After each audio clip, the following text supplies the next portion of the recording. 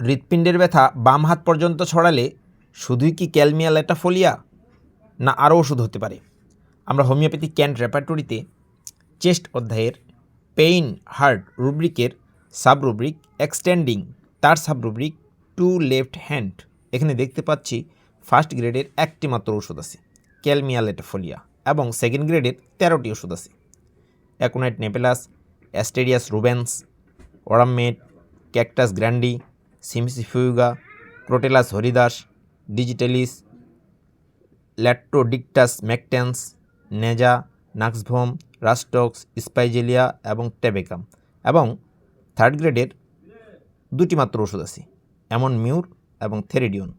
So হৃৎপিণ্ডের ব্যথা বাম হাত পর্যন্ত ছড়ালে শুধুই আমরা ক্যালমিয়া ল্যাটাফোলিয়া প্রয়োগ করব না, আমরা টোটালিটি অফ সিমটমসের উপরে বেস করে যেই ওষুধটি বেশি সিমটমস কভার করবে আমরা সেই ওষুধটি প্রয়োগ করব।